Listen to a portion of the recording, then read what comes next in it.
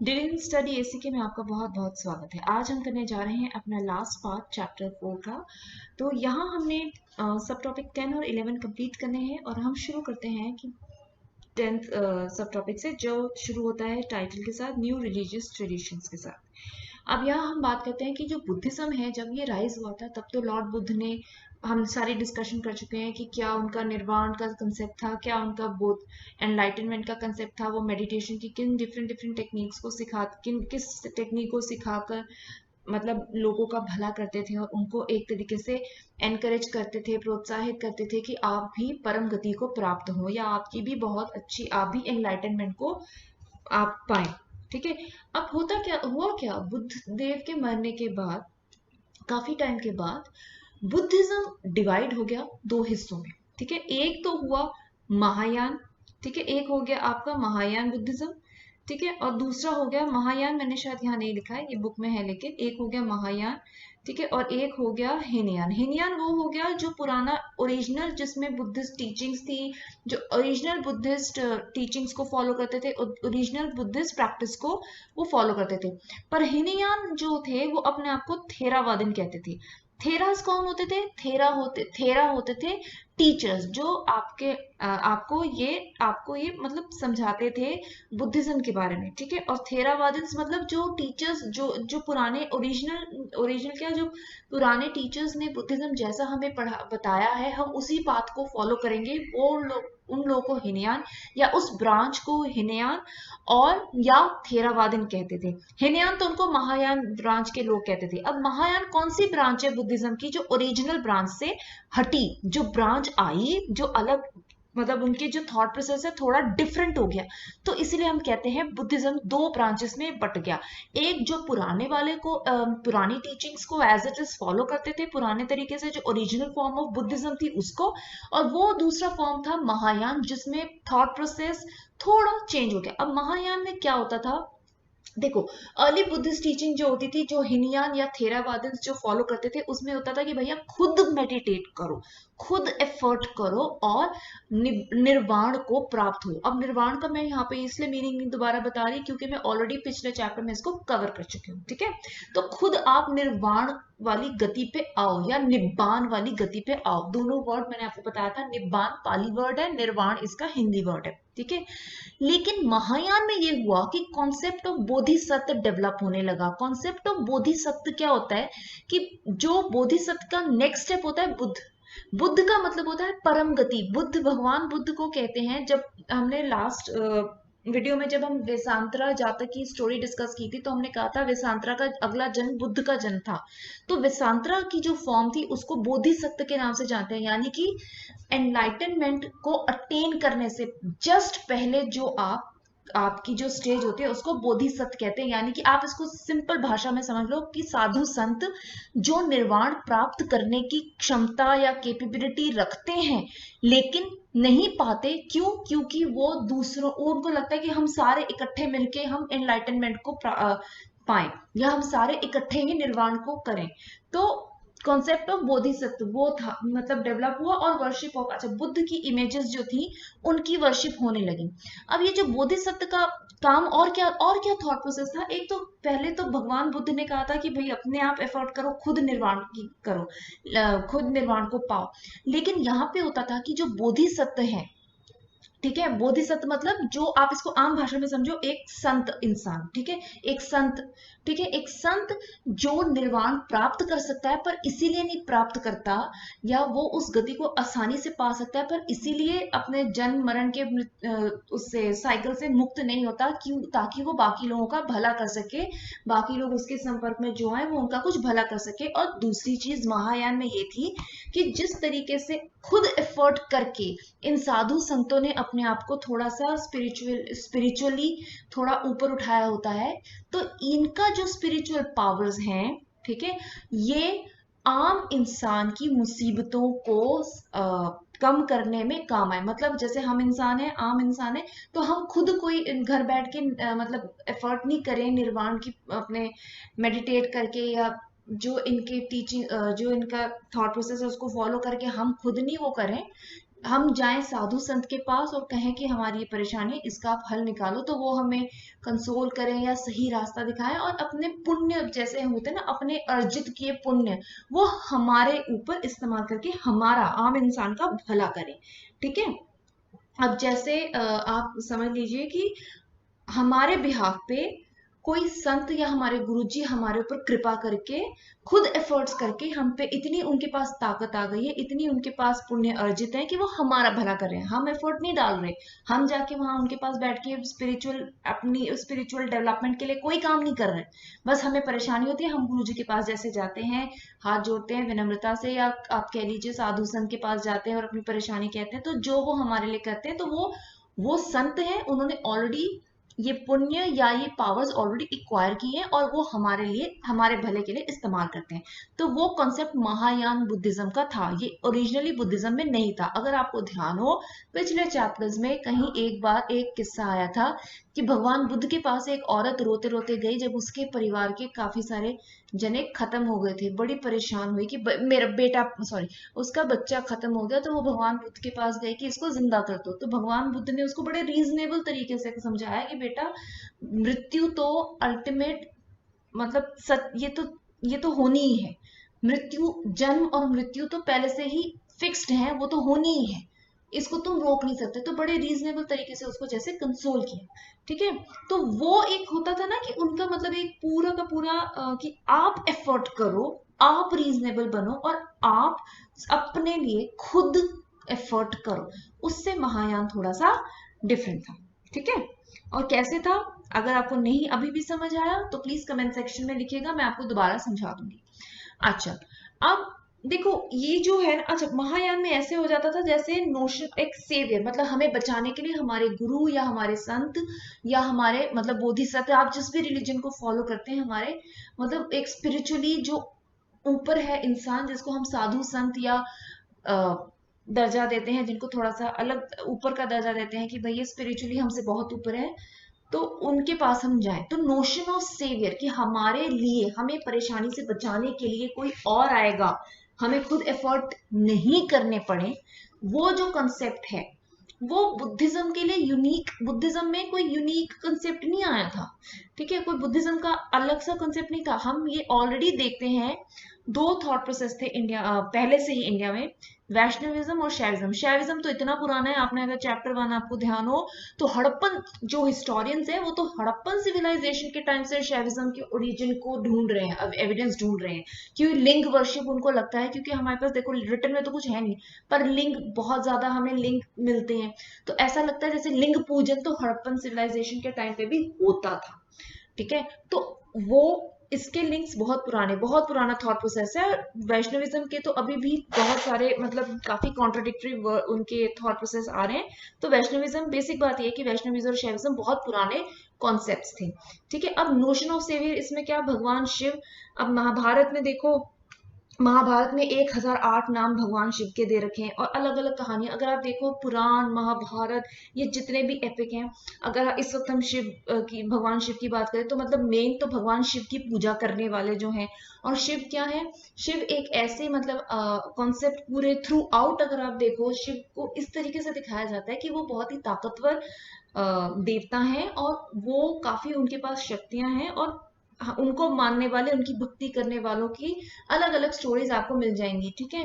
मार्कंडेय की स्टोरी मिल जाएगी आपको, बहुत सी स्टोरीज मिल जाएंगी, जैसे मतलब बहुत ही इंटेलिजेंट और बहुत ही पावरफुल बट स्टिल एक बहुत ही सिंपल तरीके से रहने वाले देवता उनके रूप में उनको बताया गया है। वैष्णविज्म में भगवान विष्णु की पूजा होती है, उसमें 10 अवतार, जो 10 अवतार हैं भगवान विष्णु के, उसकी मतलब उसके बारे में काफी कुछ कहा गया है हमारे पुराणों में, अपने इसमें अपने पुराने जो हमारे ग्रंथ हैं इन सब में बोला गया है, भगवान विष्णु के अवतारों के बारे में बात की गई है। ठीक है। और शिव को लिंग का मैंने आपको बता दिया, शिव, भगवान शिव को एक लिंग के रूप में इनका पूजन किया जाता है। इसका तो बहुत ज्यादा एविडेंस हमें पुराने से मिलता है। और स्टोरीज कैसे दी जाती है पुराण में, ऐसे जैसे कोई, जैसे कन्वर्सेशन चल रही है, जैसे किसी ऋषि ने दूसरे ऋषि से बात की, या आम इंसान ने किसी संत इंसान से बात की कि मुझे ये परेशानी है, परमात्मा मुझे बताएं, मतलब एक संत से कहा कि आप मुझे बताएं, कृपा मेरी कुछ गति करें, तो वो उनको स्टोरी सुनाते हैं, या कथा सुनाते हैं जिससे उन्हें कुछ अच्छी सी बातें पता चलती हैं। तो ये इस तरीके से एक नॉर्मल कन्वर्सेशन के रूप में ये सारी स्टोरीज जो हैं आपको पुराणों में, उपनिषदों में मिल जाएंगी। और ये जो स्टोरीज हैं ये लिखी हुई तो इन ग्रंथों में है, लेकिन इन फॉर्म्स को, ये जो भगवान विष्णु के 10 अवतार हैं, भगवान शिव जो लिंग जिनका पूजन होता है, ये किस तरीके से आपको मिलते हैं, ये आपको मतलब स्कल्पचरल फॉर्म में आपको कहीं ना कहीं जैसे मिल जाते हैं कि भाई आपको मतलब बने हुए मिलते हैं। अब जैसे आप ये देखो, वराह अवतार था भगवान विष्णु का। तो अब अगर आपको पुराणों में स्टोरी नहीं पता तो आप सिर्फ पिक्चर देखोगे और आपको लगेगा कि बॉडी तो इंसान की है, ऊपर एक बोर का शरीर, वराह का शरीर है, और उसने अपने ऊपर एक देवी को बिठा रखा है और उनके पैरों में कोई है। तो अगर आपको स्टोरी पता होगी तो आपको पता, अच्छा ये वराह अवतार है, ये पृथ्वी को बचा रहे हैं, ये इस तरीके से। ठीक है, 4.23 में पेज 104, अगर आपकी बुक पेज नंबर मैं गलत नहीं बोल रही हूँ, तो उसमें ये आप एक पिक्चर बनी हुई है उसको देखिएगा। तो अब अगर मान लो हम इंडियंस हैं, हमें पता है इन स्कल्पचर्स का मीनिंग क्या है, ठीक है, हमें पता चल रहा है, लेकिन जब यूरोपियंस ने इनको स्टडी किया, वो इनिशियली तो बहुत ही मतलब उनको थोड़ा सा डर सा लगा कि ये, उनके लिए ये चीजें बहुत नई थी, उनको हमारे कल्चर, हमारे ट्रेडिशन के बारे में नहीं पता, ना उन्होंने पुराण पढ़े, ना उन्होंने चलते फिरते हमारे यहाँ तो जैसे स्टोरी फॉर्म में स्कूल्स में या कैसे भी किसी भी फॉर्म में हमें ऑलरेडी नॉलेज होती है एक हर रिलीजन की थोड़ी थोड़ी, बुद्धिज्म की, जैनिज्म की, हिंदुइज्म की, इस्लाम की, सबकी नॉलेज होती है, क्रिश्चियनिटी की भी रखी हुई है, ठीक है, क्रिश्चियनिटी की भी है, ठीक है। लेकिन उस टाइम पे यूरोपियंस को इतनी गहराई तो नहीं पता थी, तो वो थोड़ा सा इनिशियली इस तरीके के जो स्कल्पचर्स थे उनको थोड़ा सा देख के ना, थोड़ी शुरू में वो देख के डरे भी थे, ठीक है। अब होता क्या था, अब इन स्कल्पचर्स का जो मीनिंग है आपको तभी पता चलेगा अगर आपको पुराण पता होंगे, पुराणों की लिखी हुई कहानियां पता होंगी, या पौराणिक यानी कि पुरानी स्टोरीज पता होंगी जो ईश्वर के ऊपर या भगवान शिव या भगवान विष्णु के ऊपर है, बनी हुई है। तो ये इस तरीके से इसको आप रिलेट कर सकते हैं। अब देखो, जब स्तूप बनने लगे थे तभी हमने देखा था कि टेम्पल बिल्डिंग का भी कॉन्सेप्ट जो था वो तभी आने लगा था। हालांकि आप देखोगे थोड़े बहुत मतलब हवन कुंड टाइप चीज जो है वो आप मोहनजोदारो, लोथल, इस तरीके के एरिया में ढूंढ रहे हैं, लोग एविडेंस ढूंढ रहे हैं, ठीक है, कालीबंगा वगैरह में ढूंढ रहे हैं इन साइट्स में, ठीक है। लेकिन अभी तो कुछ मतलब अभी तक वो आपको पता है कि स्क्रिप्ट तो हमें पता नहीं है, तो बहुत कॉन्फिडेंटली अभी कोई बात कही नहीं जा सकती है, ठीक है। अब बिल्डिंग ऑफ टेम्पल्स, जो प्रॉपर आप टेम्पल कहोगे, वो भी जहाँ स्तूप वगैरह जब बनने के, आप देखो अराउंड द टाइम जब स्तूप जो थे सांची जैसी साइड से बनने लगे थे, उसी के अराउंड टेम्पल्स भी प्रॉपर बनने लगे थे, जिनमें जिस देवी देवता का मंदिर होगा उसको सेंट्रल फिगर बना के बीच में रखा जाता था, यानी कि एक छोटा सा कमरा बनाएंगे। इनिशियल लेवल पे क्या होता था, एक स्क्वायर टाइप कमरा होता था, एक ही एंट्री होगी आपकी, और बीच में आपके देवी या जिस भी देवता का वो मंदिर होगा उनकी मूर्ति होगी, ठीक है। और उस कमरे को कहते थे गर्भगृह विद अ सिंगल डोर वे, ठीक है। आप वहां से एंटर करें, पूजा करें, और वहीं से आप बाहर आते थे। धीरे धीरे शिखर बनने लगा, यानी कि उसके ऊपर जो शिखर है, आपको मैं भी अगली पिक्चर में दिखाऊंगी अगर मैंने रखी होगी इसमें, तो शिखर उसमें बनने लगा। फिर टेम्पल वॉल्स को धीरे धीरे स्कल्पचर से डेकोरेट करने लगा। मान लो भगवान विष्णु का मंदिर है तो उनसे रिलेटेड जो स्टोरीज हैं, हो सकता है आपको स्कल्पचरल फॉर्म्स में उनकी दीवारों पे वो मिले। फिर असेंबली हॉल्स आपके मतलब एक तरीके से बड़े बड़े हॉल्स बनने लगे, गेटवेज अरेंजमेंट्स। अगर आप साउथ इंडियन टेम्पल देखें तो बहुत ही खूबसूरत हैं, आप देखिए उसके ऊपर पूरी कितने ज्यादा आप आगे के राजाओं ने कितना काम किया हुआ है टेम्पल्स पे, कितने बड़े बड़े टेम्पल्स हैं, ठीक है। ये हम करेंगे, लेकिन थोड़ा सा हिस्ट्री के ही टॉपिक्स हैं ये, चोल पांड्या, ये करेंगे, हमारे एनसीईआरटी से रिलेटेड नहीं है। जब मैं अलग सीरीज चलाऊंगी कॉम्पिटिटिव एग्जाम्स की, तब हम उसमें हिस्ट्री में ये सब करेंगे, ठीक है। अभी आपके सिलेबस में नहीं है तो अभी हम एनसीईआरटी में कवर नहीं करेंगे। अच्छा, अर्ली टेम्पल्स को क्या किया, अच्छा अर्ली टेम्पल्स जो थे अगर आप देखो, ठीक है, अर्ली टेम्पल्स जो थे अगर आप देखो तो आप वो ना आर्टिफिशियल रॉक्स से निकाले जाते थे, उससे कार्व किए जाते थे, ठीक है। किससे किए जाते थे, कार्व किए जाते थे आर्टिफिशियल रॉक से, मतलब आपने उसको बनाया नहीं है, ठीक है, आप उसको बना नहीं रहे हो, आपने सिर्फ रॉक्स को कट किया है और वो शेप उसमें से निकाली है। और इसी चीज को एक बार अब अगर आप अजंता एलोरा में देखें तो कैलाशनाथ टेम्पल है। यहाँ मैंने महाबलीपुरम का थोड़ा जल्दी ही एग्जाम्पल ले लिया, महाबलीपुरम की अभी मैं यहाँ बात नहीं करूंगी, ठीक है, महाबलीपुरम की अभी बात नहीं होगी, इसकी हम बाद में लास्ट में बात करेंगे। अभी मैं बात करूंगी एलोरा की, कैलाशनाथ टेम्पल की, ठीक है। कैलाशनाथ टेम्पल मैं अगली स्लाइड में आपको कैलाशनाथ टेम्पल दिखाऊंगी।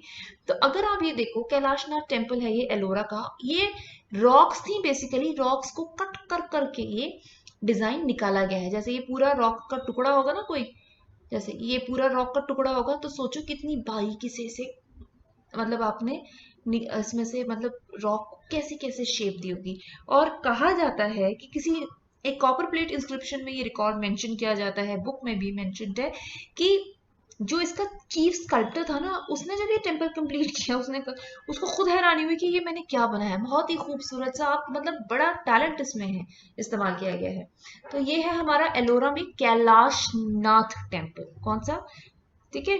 तो इस तरीके से बनता था। अच्छा एक चीज और, जब हम सांची स्तूप की बात कर रहे हैं और जब उसके आसपास टेम्पल्स बन रहे हैं, तो हम एक और चीज मिलती है, अशोक ने, राजा अशोक ने आजीविका सेक्ट, ठीक है, आजीविका, अगर आप देखें आजीविका सेक्ट जो है ना, इसके बारे में मैं आपको बता दूं। देखो बुद्धिज्म एक रिलीजन है, जैनिज्म एक रिलीजन है, और उसके साथ मैंने आपको कहा था 62 के अराउंड और भी स्कूल ऑफ थॉट्स थे या फिलोसफीज आ रही थी या सेक्ट्स थे, ठीक है, बेसिकली स्कूल ऑफ थॉट्स या फिलोसफीज जो आ रही थी, उनमें से एक था आजीविका सेक्ट, ठीक है।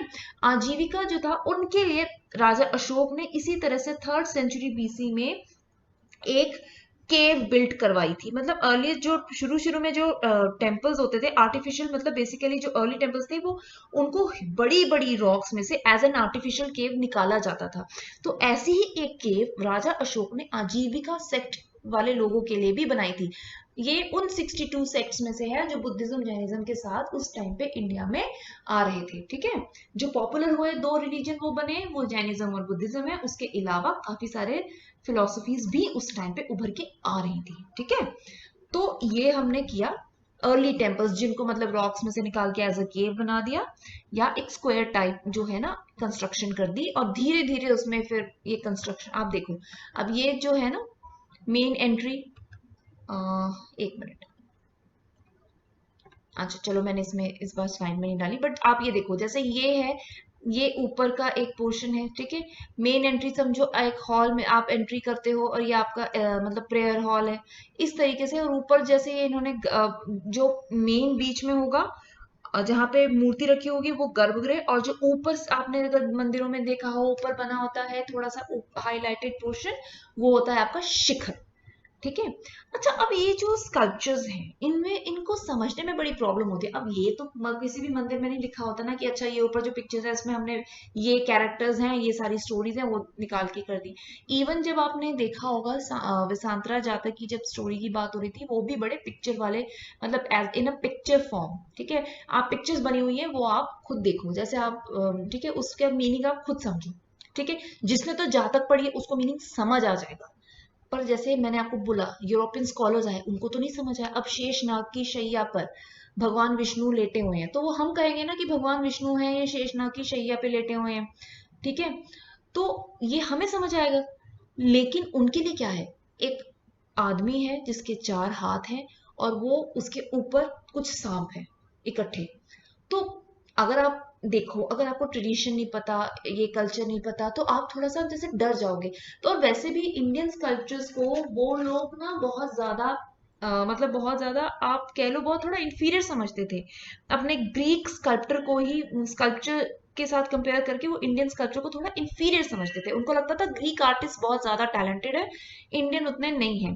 और उनको शुरू शुरू में ना ये चीजें समझ नहीं आती थी। जाहिर सी बात है आप पहले पुराण पढ़ो, स्टोरी समझो, उसके बाद आपको समझ आएगा अच्छे से कि इन स्कल्पचर्स का मीनिंग क्या है, ठीक है।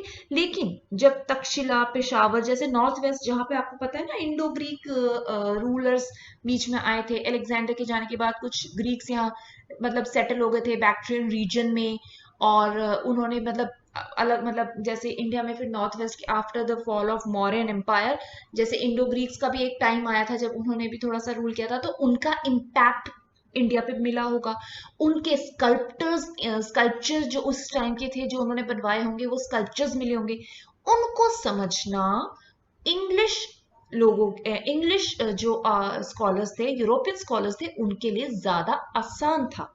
जाहिर सी बात है थोड़ी सिमिलैरिटी हो जाती है, ठीक है, तो वो फिर भी वो समझ पाए थे और उसको देख के काफी एक्साइटेड हुए थे। पर इंडियन कल्चर जो इंडियन ट्रेडिशन और उससे रिलेटेड है, उसको समझने में उनको बहुत दिक्कत हुई थी, बहुत ज्यादा दिक्कत हुई थी।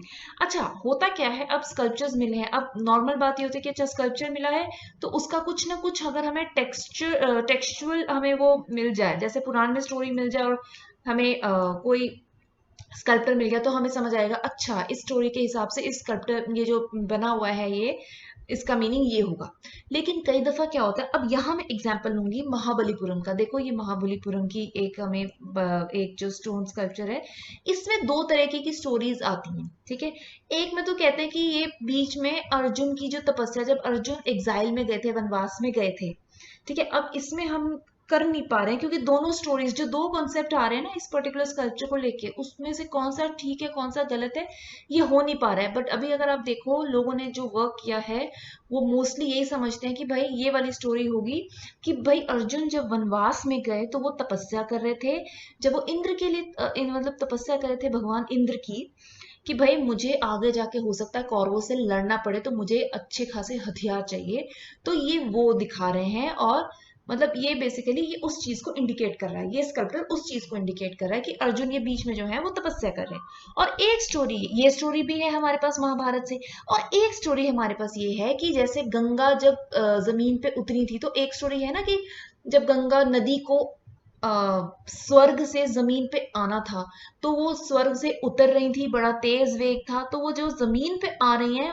ये वो मतलब, तो ये स्कल्पचर वो दिखा रहा है। तो एक स्टोरी ये है और दूसरी स्टोरी महाभारत में अर्जुन की तपस्या से रिलेटेड है। अब ये दोनों स्टोरीज मेंशन्ड है एपिक्स में, तो अब इन दोनों में से कौन सी ठीक है, कौन सी ज्यादा बेहतर बैठती है, आर्ट हिस्टोरियंस के लिए इसको समझ पाना थोड़ा सा मुश्किल हो रहा है, ठीक है।